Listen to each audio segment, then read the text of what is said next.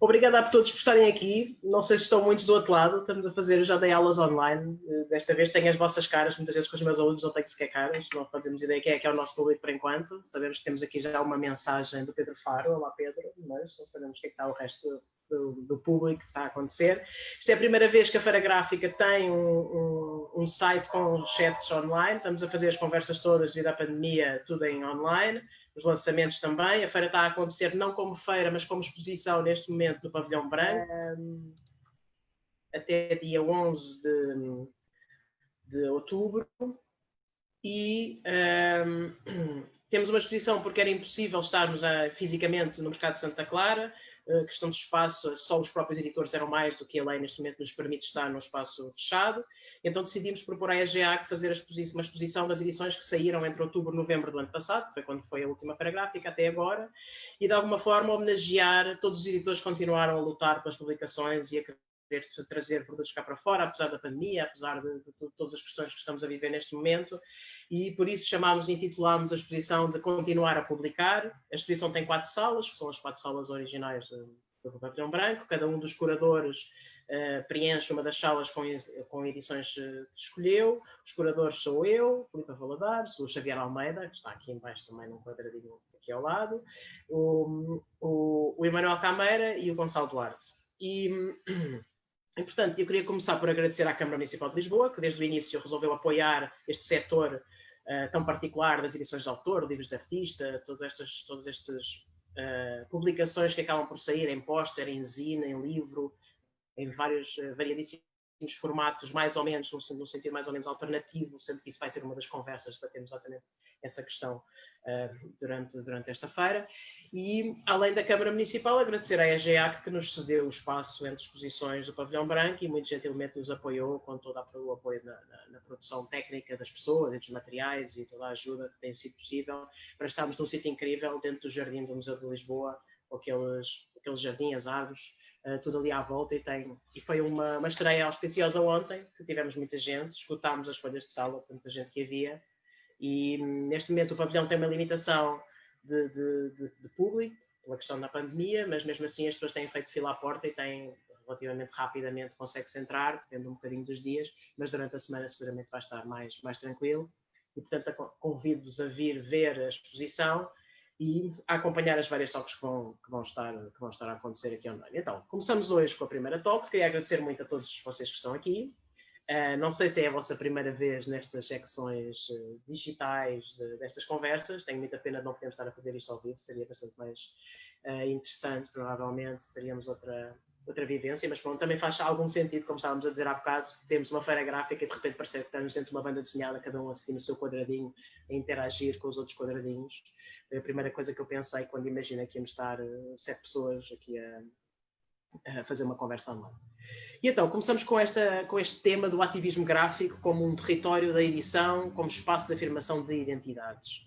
E nós quisemos trazer todas estas pessoas para a conversa, seguindo aqui a nossa lista de ordem alfabética: Cecília Silveira, da Sapata Press, Matéria Teodósio, João Pedro Valde e o Nuno Alexandre Ferreira, pelo Mercado das Migalhas, o Rodrigo Saturnino e a Silvia Prudêncio. Cada um, à sua maneira, vai contar um bocado o que são os seus projetos neste contexto e de que maneira é que sente que estes territórios, o território de edição, como um espaço de afirmação de identidade e também, por outro lado, como um espaço de ação em que o próprio papel, a folha, sai do livro num sentido restrito e passa para a rua. E passa para...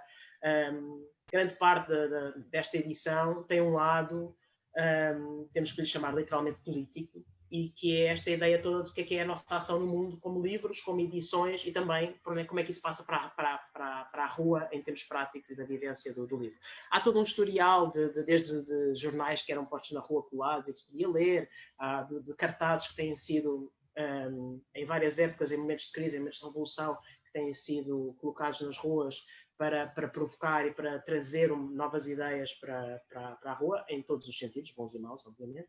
E, por exemplo, agora muito recentemente aconteceu um projeto muito interessante que foi, em maio, era suposto ir haver uma feira em Los Angeles, organizada pela Printed Matter, a livraria de Nova Iorque, e nessa feira era suposto estar uma exposição que se chamava Editar é Resistir, Editar Es Resistir, em castelhano, que seria organizada por uma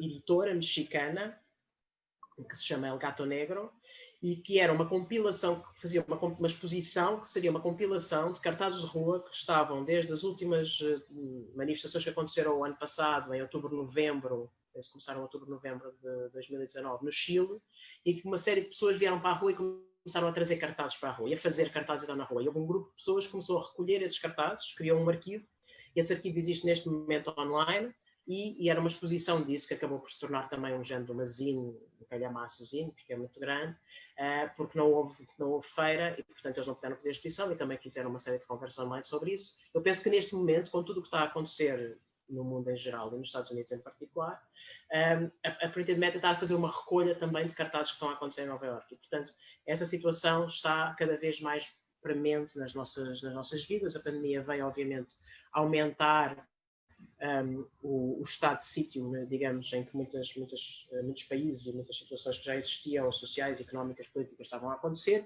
e, portanto, tudo isso tornou-se ainda mais relevante neste momento.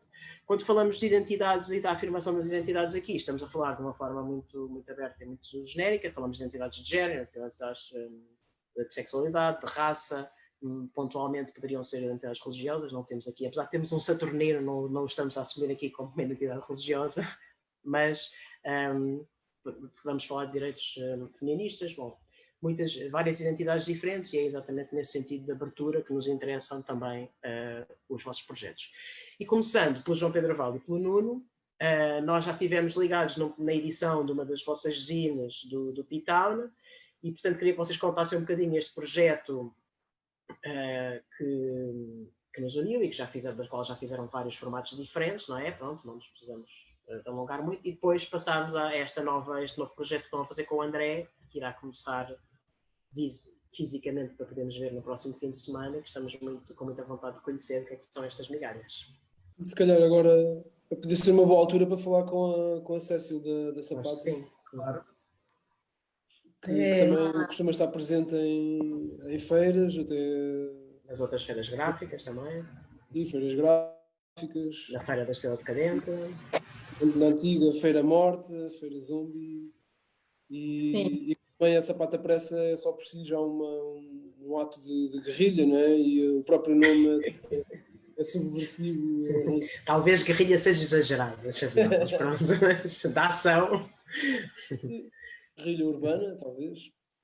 Eu não sei. Guerrilha editorial.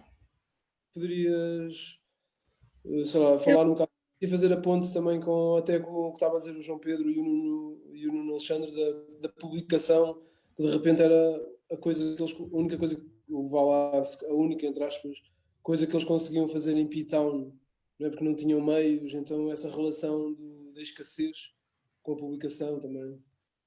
Sim, acho que tudo que foi dito aqui tem muitos pontos de encontro com as ações da Sapata Press, e o fato de vocês terem me convidado para essa mesa, para esse encontro do ativismo gráfico, de fato, pronto, é o lugar de excelência para falar sobre as questões que são importantes para a Sapata desde o começo. Assim. Eu preparei algumas coisas, inclusive uma coisa que eu queria muito ler e que acho que não vai tomar tempo, mas eu escrevi um texto que tem o título As Coisas que os Curadores Me Explicam, e que vai de encontro... ainda essa semana, ouvi da boca de um artista que havia comissionado uma série de mostras, de eventos em bares da cidade, a explicação de como funciona uma curadoria. Levei aquela lição grátis, pois estava a questionar o uso que o dito curador deu às imagens de um artista. Ela teve a sua obra exposta em condições pouco adequadas, com impressões pixelizadas, uma escolha deliberada sobre a sua produção, que teve como base pressupostos meramente estéticos, financeiros, sem conhecimento de causa do seu contexto de produção, conceito ou ativismo no que preza o seu fazer. Lembrei-me imediatamente do livro da Rebecca Solnit, de título As Coisas que os Homens Me Explicam, editado em português de Portugal, em 2016, com a tradução da Tânia Ganho pela Ketson. Livro no qual o autor aponta com propriedade que, ela abre aspas, eu abro aspas para a fala dela, a autoconfiança conflituosa assumida dos perfeitos ignorantes é, segundo a minha experiência, apanágio de um dos sexos. Os homens explicam-me coisas, a mim e às outras mulheres, quer entendam, quer não, do assunto em causa.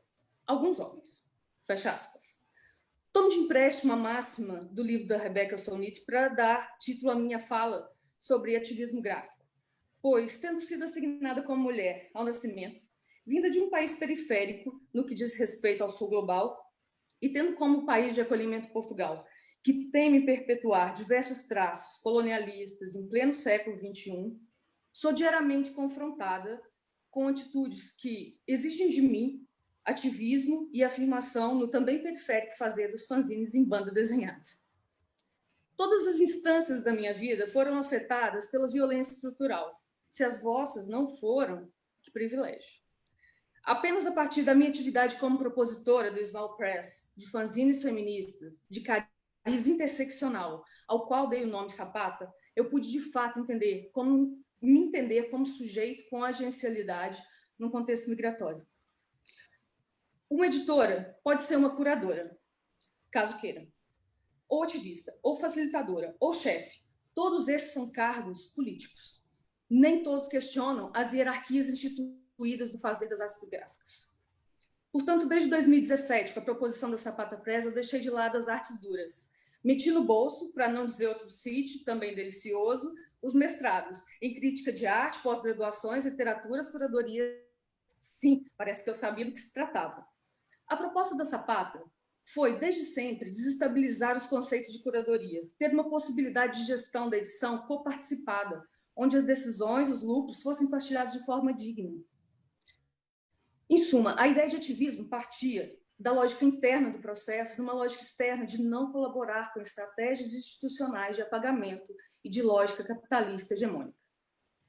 Desde o início, houve quem dissesse que não era necessário falar de intimidade, de sexualidade. Houve gritarias em feiras onde se diz que o feminismo sempre foi inclusivo e interseccional. Festivais feministas onde houve silenciamento de pessoas trans e, claro, explicações sobre o que é um fanzine.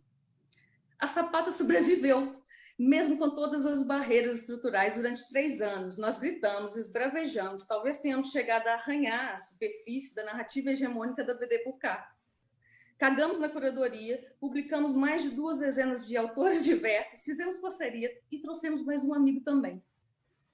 Era a partir de um lugar de subalternidade que eu pretendia perceber se era possível falar, dando já uma piscadela a Spivak.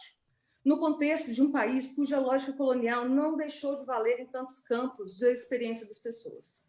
Os esquecidos da terra, os idiotas das bonecadas, os fazedores de fanzines, as POCs periféricas, temos lugar de fala como toda a gente tem. Obrigada, Djamila. E não nos vamos ocupar com o formalismo das manchas risográficas ou entrar em guerra de composição, de análise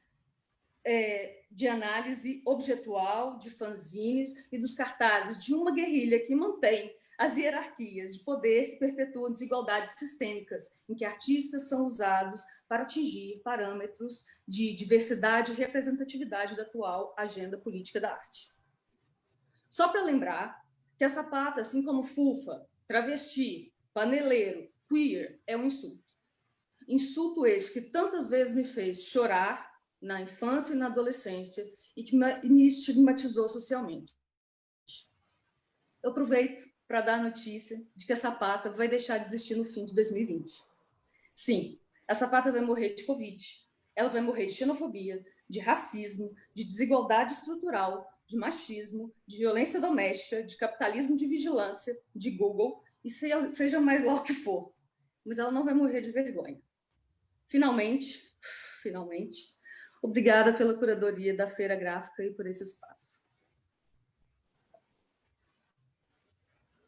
Olha, eu acho que temos que aplaudir primeiro o teu texto. E depois, acho que a Sapata não vai morrer, acho que a Sapata se vai transformar, que é outra coisa. vai deixar de ser a sapata e vai passar a ser outra coisa. A sapata cumpriu o seu papel, que foi super importante num país como Portugal, que é tão fechado e que nos trouxe todos estes autores, estas autoras de fora, e cumpriu o seu papel também na tua presença cá, de mostrares todas estas coisas, além, não é, do teu trabalho, em paralelo com o teu trabalho, e da tua presença nas feiras, que foi sempre muito importante e muito relevante. Acho que não só para Portugal, mas para todos os artistas que conseguiram, que tu conseguiste Para captar. mim, Conseguiste captar de outros sítios. E acho que para nós foi sempre muito importante, não é? Para mim também foi importante ter começado na STET no primeiro lançamento dos teus trabalhos. Nós já nos conhecíamos informalmente, tínhamos feito uma mini exposição no Festival Queer, numa vitrine do Festival Queer. E pronto, foi ótimo poder conviver com os vários lançamentos ao longo destes anos e com a Feira Gráfica também. E agora estás nesta exposição, não é? Na secção aqui do Xavier. E acho que foi super importante.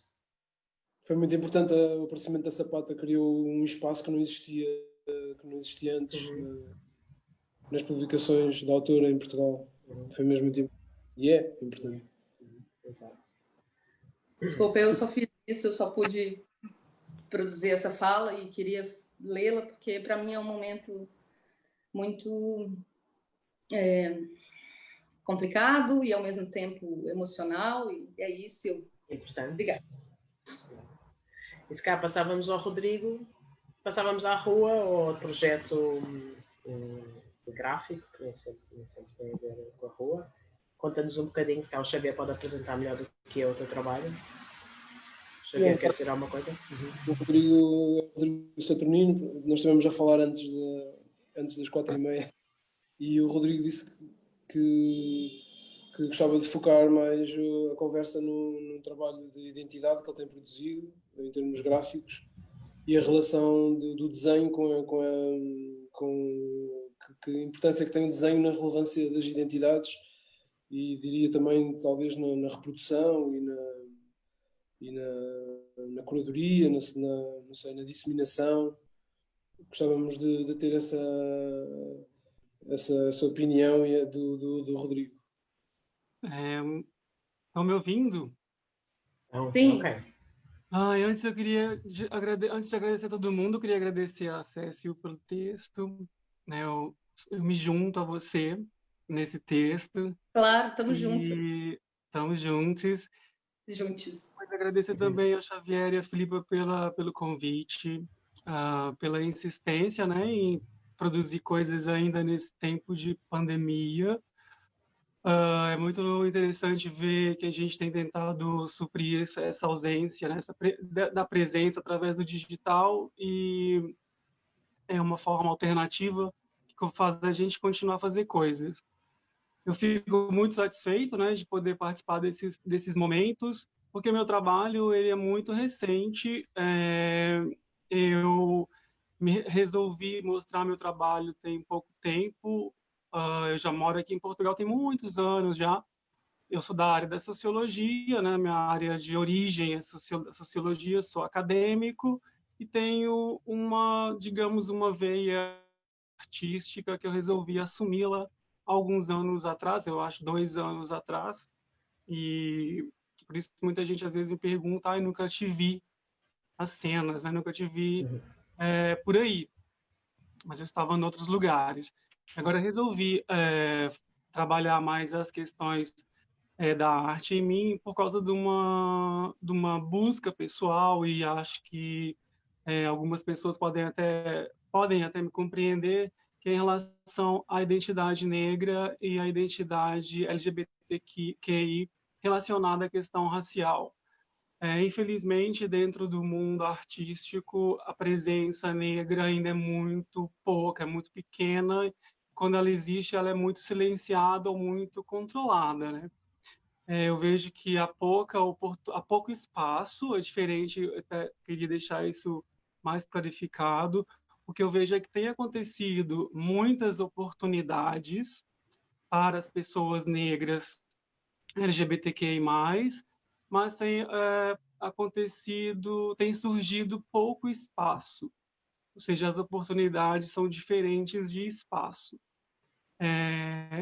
eu tenho aqui a oportunidade de poder falar, mas muito raro nós, pessoas negras e pessoas racializadas LGBTQI+, tem o espaço para realizar uma coisa de modo autônomo, né? Existe sempre essa ideia da curadoria. E durante esse tempo de 2018 para cá, mais ou menos, eu senti uma ausência muito grande de representatividade nas relações da sexualidade negra, dentro do campo da ilustração, dentro do campo do desenho, dentro do campo das artes plásticas. E quando, por exemplo, você faz uma busca de ilustradores que trabalham com a questão da sexualidade gay ou a sexualidade lésbica ou trans e por aí afora, você vê muita coisa feita por ilustradores que são brancos, que reproduzem corpos brancos e corpos muito padronizados, né? Um corpo que já é muito hegemônico, ou seja, um corpo que vem, né, daquele contexto colonial europeu. E eu sentia muita falta disso. E eu tenho uma frase em mim que é: se ninguém te dá um troféu, a gente acaba comprando o próprio troféu, né? Então, o que eu fiz, mais ou menos, o que eu tenho tentado fazer no meu trabalho é conhecer e desenvolver um desenho, uma ilustração que represente uma sexualidade negra, uma sexualidade queer, uma sexualidade onde eu possa me ver. Um desenho, uma ilustração, uma pintura onde eu possa ver não só o meu corpo enquanto pessoa racializada, mas também a minha sexualidade. E é através disso que eu tenho trabalhado, é através disso que eu tenho afirmado uma identidade, e eu comecei a perceber que isso foi trazendo outras pessoas com essa mesma dificuldade de acesso a esse tipo de trabalho. Ou seja, eu comecei a conhecer outras pessoas LGBTQI+, negras, e também sentiam essa mesma ausência dentro do mundo artístico, esse que não é o duro, né? O que a Cécile disse, que é o mundo da ilustração, que é o mundo do desenho, que é o mundo do grafismo, que é o mundo da arte de rua. Não é a arte da galeria, porque eu acho que essa ainda vai demorar muito tempo para poder abrir esse espaço para a sexualidade negra, mas tem acontecido um pequeno movimento, acho que é um movimento mais underground, assim, ou mais comunitário, de grupo, em que alguns ilustradores, alguns desenhistas têm se identificado e têm trabalhado mais com isso, em colocar para fora essa falta de representatividade disso. Porque a sexualidade negra, ela é muito específica, até porque a colonização, todo mundo, obviamente, aqui nessa conversa sabe, objetificou e hipersexualizou muito o corpo das pessoas negras, né? A gente sabe que tem essa história do homem negro que tem o pau grande, ou seja, o homem negro que está sempre disposto ao sexo, que é aquele homem que é uma máquina sempre pronto para fuder, e a mulher negra, que é a mulher sensual, aquela ideia da brasileira, da mulata, que está sempre disposta, né, com a sua bunda grande. Ou seja, esses imaginários coloniais que ainda existem nesse trânsito de Brasil e Portugal, que mantém uma objetificação e uma reificação da sexualidade negra muito presente nos imaginários das pessoas brancas, mas também das pessoas negras. Ou seja, esse imaginário ele vai rebatendo. E para nós, pessoas racializadas, é muito complicado não ver representatividade nos diversos campos da arte.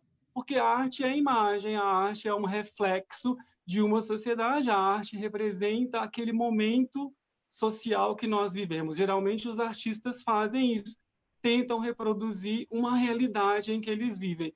Infelizmente, o campo da arte não reproduz essa realidade de diferenças raciais dentro da produção artística.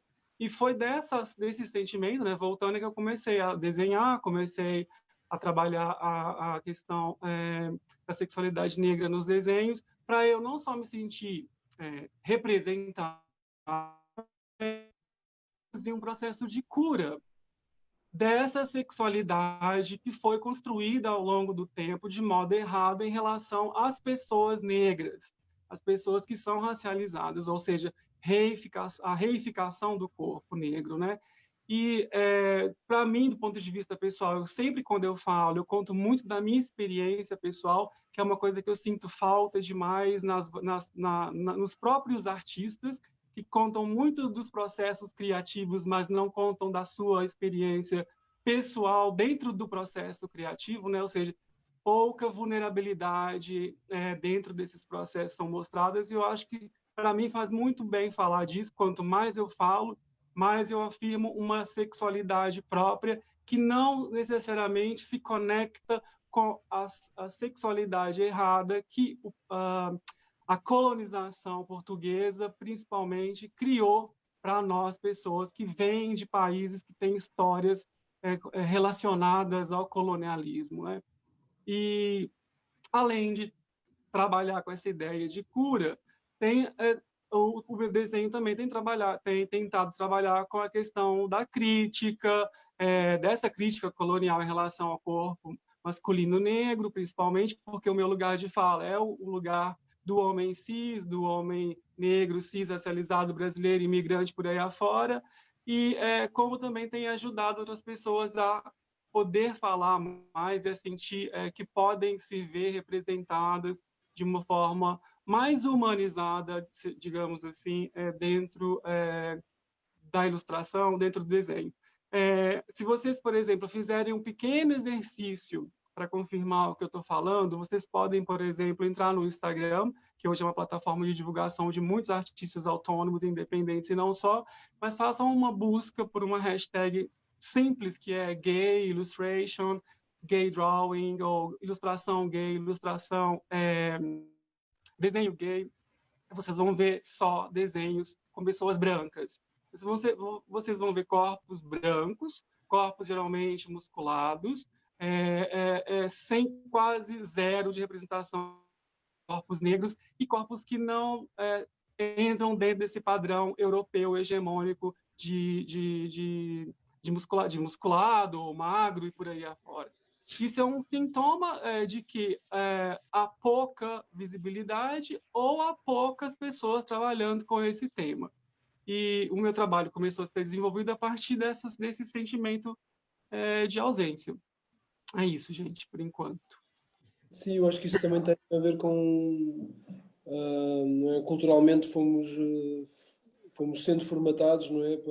Estou a falar de europeus, para, de alguma maneira, não reconhecermos valor em arte, porque existe uma diferença em termos de linguagem, em arte que vem de África, do Brasil, estou a falar mais por causa da ligação de Portugal às ex-colónias, e os próprios cânones da arte acabam por afastar também esse tipo de linguagem porque não é reconhecível, não é? Portanto, não é... E é uma das formas de proteção estamos a entrar num campo do racismo, obviamente, e da homofobia. Portanto, são formas de controle da sociedade também através desse aspecto que tu estás a dizer agora. Não validar, não reconhecerem, acho.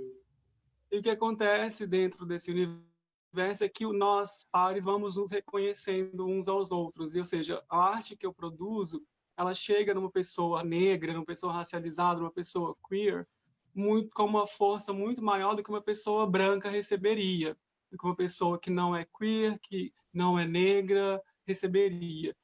Essa relação de reconhecimento ela é muito importante para fortalecer mesmo uma releitura da sexualidade negra, né? Ou seja, não depender unicamente de uma curadoria de arte europeia, que a arte europeia foi construída baseada no sistema racial, como é óbvio, né? Vocês verificarem ao longo da história da Renascença, da pintura, os corpos dos negros estão sempre em lugares subalternizados, né? Ou seja, você vê muito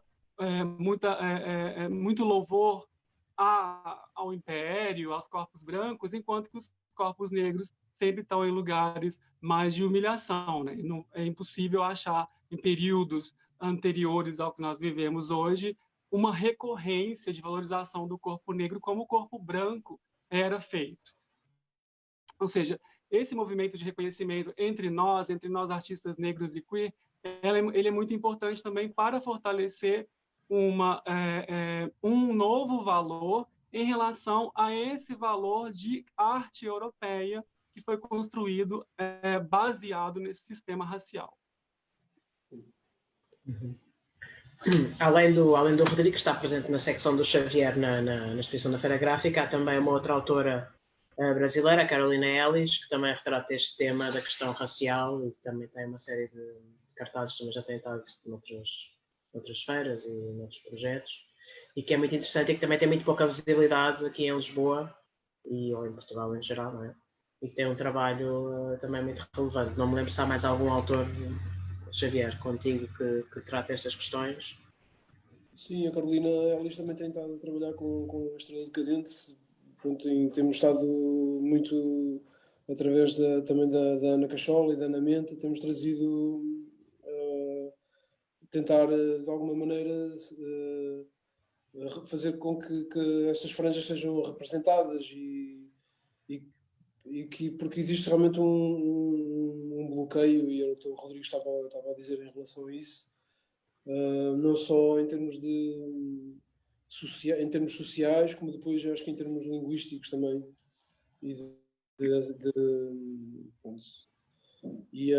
Assim, lá na exposição da Feira Gráfica podemos ver uma série também da Carolina Ellis, que fala sobre racismo, e também temos os desenhos do Rodrigo, que provam isso, portanto, que tem eu diria que são uma lufada de ar fresco na exposição, porque senão os desenhos parece que ainda são, muitas vezes parece que ainda são desenhos do século passado, e isso para mim é super refrescante a ver essa abertura. Não sei se conhecem todos o trabalho do Rodrigo. Se tu desviares um bocadinho a tua cabeça, Rodrigo, eu acho que atrás de ti parece-me que há aí uma ilustração. Exato. Além da fantástica personagem que tens aí atrás. Podemos ver mais coisas. Entretanto, o site da Feira Gráfica já está online, mas eu penso que os livros e as edições ainda não estão todas online. Tivemos aqui um problema técnico, mas brevemente vai estar tudo e vão estar todas as edições e os prints, em princípio, estão todos também visíveis, e depois vai haver um contacto direto para os editores, para haver uma venda direta com os editores a partir do online. Além de, pontualmente, algumas das edições estarem à venda lá também, basta pedir na entrada, que tudo que está disponível pode ser comprado e é também direto para os editores. Essa é uma das questões que, antes de passarmos à Sílvia, que em paralelo com o mercado das migalhas, que nós sempre sentimos com a Feira Gráfica e com estas outras microfeiras que vamos tendo, na verdade nós representamos pequenas editoras, às vezes microeditoras, que é o próprio artista que está a vender as suas coisas, e que no fundo estamos a falar sempre de mínimas economias, não é? Portanto, temos pessoas que deixaram de poder imprimir zines em fotocópia com o Covid porque deixaram de ter trabalho. Portanto, estamos a falar de uma escala, é isso que vocês estavam a falar, é uma escala de sobrevivência, não é? E estamos a falar de um momento em que havia feiras, sei lá, 3 em 3 meses havia alguma feira que acontecia, ou em vários sítios cá, ou no Porto, ou noutras zonas do país, e de repente parou tudo, não é? E de repente mesmo a Feira da Lada tem estado intermitente e tem havido uma série de alterações. Depois passou a haver uma Feira do Livro agora em setembro, mas tirando isso, parou todo esse sistema, e portanto achámos que era mesmo importante dar a ver estes trabalhos e incentivar de alguma maneira, que ontem houve vendas, mais do que eu estava à espera, porque houve muito mais gente também do que estávamos à espera, e depois fazer este link automático. Eu não acredito muito o online, acho que é tudo assim um bocadinho complicado em termos de feiras online, pronto, temos estas conversas por inevitabilidade, mas esse lado parece-me um pouco a ideia de que é muito estranho termos uma feira gráfica e estamos a fazer uma conversa e não podemos pegar num papel, não é? Pronto, e portanto é uma das coisas que a nossa exposição tem estes dois lados, tem coisas que obviamente estão dentro de vitrines e tem outras que estão à mão para se poder pegar, e portanto esse lado podemos manter o público em contacto com os editores, pronto, mesmo que seja digitalmente, forçar esse link para que as pessoas possam diretamente ir ter com o editor e ver além daquele livro que está exposto e que nós selecionámos, todos os outros. E então, se calhar agora passávamos à Sílvia, que tem um projeto interessante, que eu não me lembro exatamente como é que se chama. Chama-se Kona. Chama-se Kona só, pronto, ok.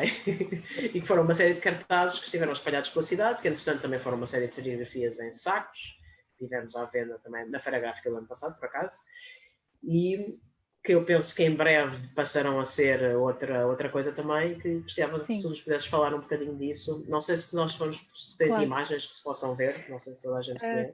Também tenho, e sim, posso posso mostrar alguma coisa e depois para conseguir explicar um bocadinho o processo de transformação do projeto, que de Kona passou a Cântico, que se calhar podem ser duas palavras com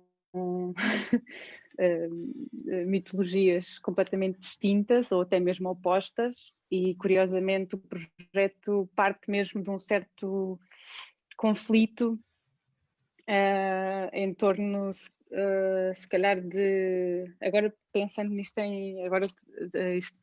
pensando nisto agora retrospectivamente, são mesmo palavras opostas, e a maneira como o projeto se foi decorrendo ao longo do tempo foi mesmo de uma abordagem para outra, e por isso eu gostava de tentar mostrar aqui um bocadinho das duas e também perceber se isso é ou não é perceptível. O projeto da Kona aparece começou ainda de uma forma muito embrionária no final de 2017 e depois teve assim um boost maior em 2018 com a criação de um conjunto de à roda de 100 e tal cartazes que funcionaram na rua e online num site que ainda está disponível, que é acona.com. Aquilo que eu procurei fazer nesse momento foi pensar de que maneira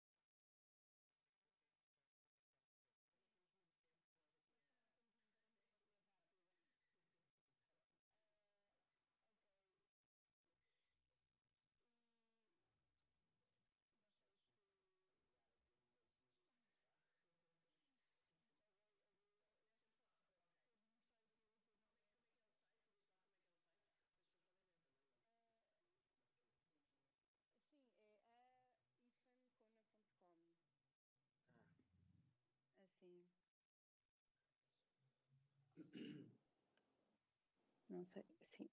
Bom, mas e depois o que... Exato, a IFAN, exato, já está. Exato. Pronto, e depois aquilo que foi acontecer, pronto, eu fiz alguns momentos de colagem em rua e depois, paralelamente, o texto, essas frases começaram-se a desenvolver, é isso, obrigada. Exato. Paralelamente a esse momento, essas frases foram-se começando a desenvolver num texto mais articulado e que acabou por se tornar um livro. E neste momento, a partir desse livro, aquilo que eu desenvolvi foi uma nova série de cartazes que estão agora na rua, ainda por alguns sítios, ainda não estão em muitos sítios, estão só alguns ali na zona do Bairro Alto, outros aqui mais pela zona dos Anjos, mas que são cartazes que já não funcionam em série, mas sim individualmente, e que têm depois já as pequenas respostas incluídas. E que já são... diz. Não, pronto, e que são um bocadinho mais, se calhar, irónicos, menos diretos, menos in your face do que os primeiros. E se calhar eu acho que agora poderia só ler um bocadinho do livro, o início, porque já que não posso mostrar as imagens, acho que a partir do livro se compreende o tom destes novos cartazes que depois vocês também, se calhar, vocês que estão aí e quem esteja a ver, depois poderá encontrar pela rua por aí. Ok, é só um bocadinho, não temos muito tempo, mas sim. Ok, então qual musa? Aquela, a elevada, a da selva, da rota, da conferência, da puta da transcendência. Não, não é essa, é a outra, a do amor. Só que a música é essa, mudou. Que se for da musa, a desgrenhada, o decor sublime, é um filme de cowboys no deserto. Ladainha gutural, épica, um cansaço. O close-up, António, o antónimo, longínquo, o festo do livro, um abismo ou uma ribanceira, uma obra de arte, a página, a esfera, a queda, o rosto e essas merdas. Ela tinha um olhar bruto, suplicante, um olhar de quem pede proteção, selvagem, grandes olhos, loucos, grandes mamas, rijas, tu tens noção? Perna aberta, o refego, gargalinha e pintelheira, natureza morta, um rego ou um refúgio, La Fontaine, uma fonte, às vezes um rio. Projeta, filho, projeta, fala como tu, deitada, palha e paisagem, uma gaja, dada, reclinada, tipo é Tandoné, é a cona castiçal, a cona universal, na tela ou na entretela, no orifício, é a cona e o interstício, espreita, é aqui, a cona ready-made, aguada, não é só cinema visual, a gaja escultural é plural, a costura é transversal, encolhe, expande, períneo contraído em combustão. Diz antes, é político, as gajas, diz, é da arte, é da história, é desde sempre, o alinhavo, a puta magnética e a carochinha, na pontinha, nos costados, o registro passional em frames. Uma fita, uma corda, prende-a, a puta fiteira, dá meio álcool, abre-a, fecha, desinfeta, partilha, é ferida, selada a ser sentada. Como te sentes quando te sentas? Quando te sentas, dobras-te. Senta, senta, senta, sinto-me, sensato ou sentimental, incapaz do pronome, aquele, o determinante, um ponto de vista sem pronúncia. Toda a teoria, o irrepresentável, a cona inefável, o sublime mal amanhado, a cheirar a peixe, o quadro e o quadrado, expressionista, enquadrado ou maniatado. Tu ficas de fora da cena, barrado, desfocado, porcamente enamorado, absorto em absorção, sucção, foda mística, falta de distância crítica, Tarzan aliado num amplexo árido. Da puta poderosa à foda de redenção, mítica, alquímica, duradoura, o metrómetro malha, é o ritmo e o contraponto, a bitola dos 7 minutos, regular ou mediana, eficaz na arena, é um gladiador, areja, maneja, faz uma homenagem, um caralho ou uma arma, uma cona destornada, uma hiena malhada, senta-te aqui no meu colo, duro, dá-me a cona mole, eu gosto assim, é ela, a puta vistosa de cona viçosa, toda a gente a quer foder. Obrigada, Silvia. Muito bom.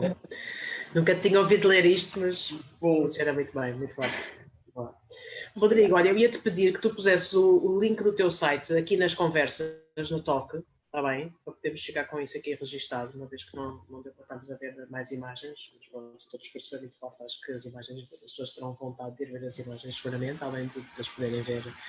Esperemos que em mais sítios, mas pronto, neste momento já na feira gráfica. Entretanto, o Pedro fez aqui uma questão, não temos muito tempo, temos 9 minutos, mas vou vou só dizer, então, a pergunta do Pedro é: as histórias históricas do mercado das migalhas desafia protocolos preponderantes de verdade historiográfica?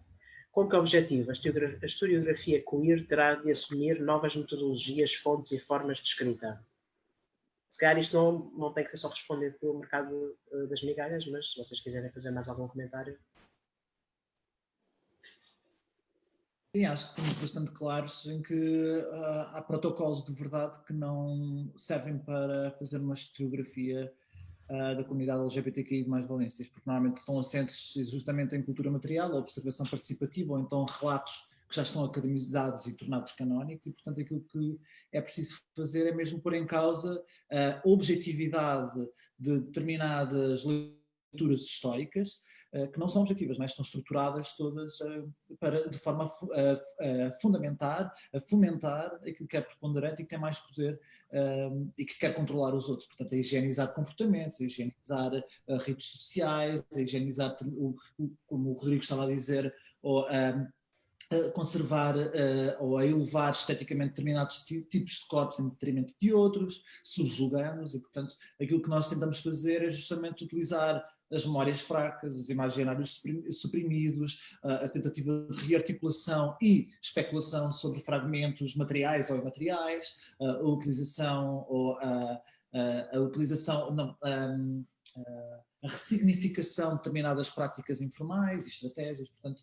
é outra forma, e também as sensações enquanto produção de verdade.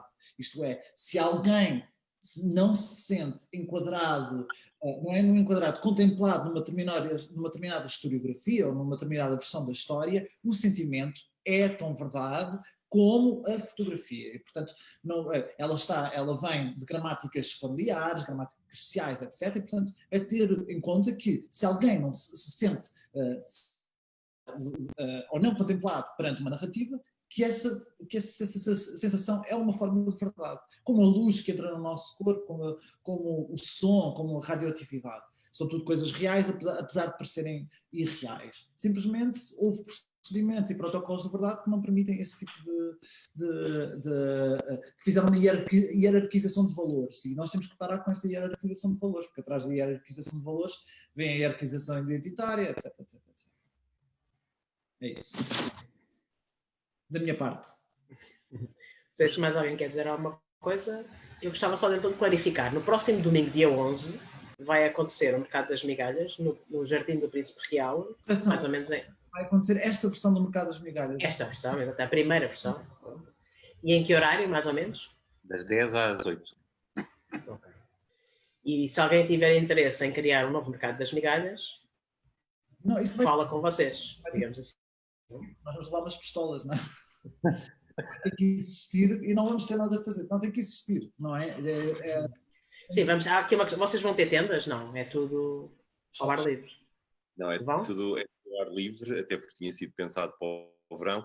O que nós temos, que faz parte dos equipamentos que estamos a produzir, são umas mantinhas, lógica básica de mercado, que são umas mantas que se estendem no chão, que limitam a banca de cada vendedor, mas que não são bancas, são panos. Há pessoas que vão levar bancos, mesas, marquesas, porque há pessoas que vão fazer massagens, outros vão leitar.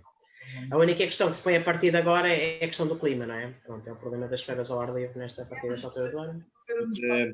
Esta feira já aconteceu em espaços fechados, em salas de pessoas, em salões, em casas, em apartamentos, em armazéns. A feira, ao longo dos tempos, existiu sempre. A solidariedade não parou por causa da chuva. Ok. Para nós era importante reclamar agora neste fim de semana aquele lugar. Especificamente o Jardim do Príncipe Real. Porque nos interessava voltar ali àquele lugar. Interessava-nos historicamente a história daquele lugar.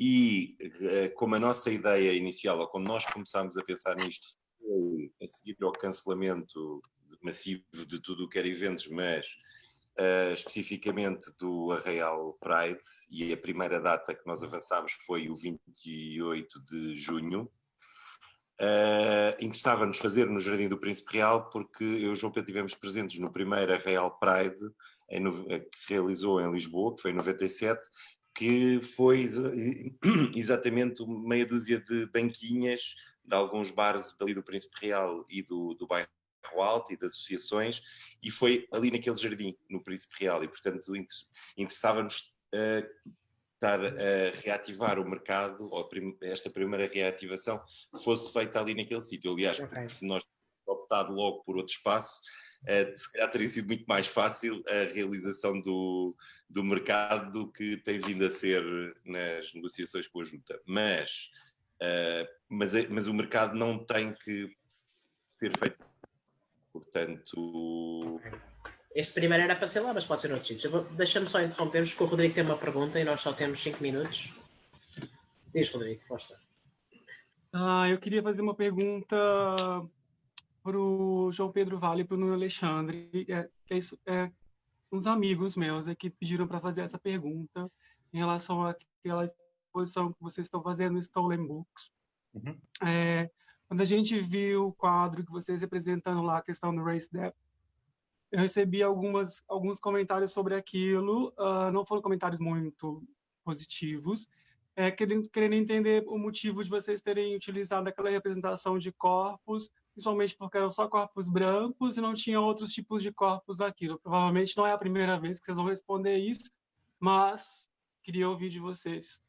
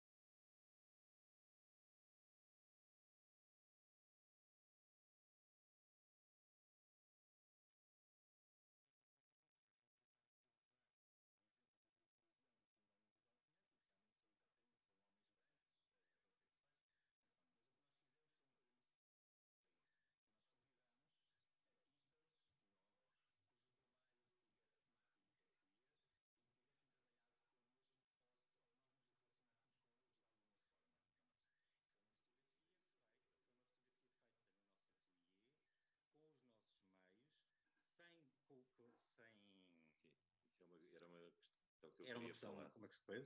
Nós convidámos muitas pessoas. Portanto, no momento desculpa, a pergunta não era nem sobre o processo. A pergunta é porque algumas pessoas... Eu conheço também o Hasdep, já vi. E a ideia do filme é realmente essa questão de atualizar a coisa em si. Ou seja, de mostrar que a homossexualidade ou homossexual não é esse monstro. E a homossexualidade hoje não é essa homossexualidade de 79. Ela é outra homossexualidade. Parece que o vosso quadro reproduziu uma época que já não existe mais. Por isso é que nós e algumas pessoas negras, artistas queer, sentiram essa ausência. Porra, mas se teve ali a oportunidade de refazer a ideia do Hasdep, por que foi uma ideia repetida? Ou seja, parece que está de acordo com aquela época, com os corpos iguais, só homens brancos, muito magros. Assim, falando que é uma coisa que eu acho que vocês têm que estar abertos, que vocês sabiam que vocês iam ter essas críticas. E eu estou aproveitando a conversa para poder falar do que eu ouvi.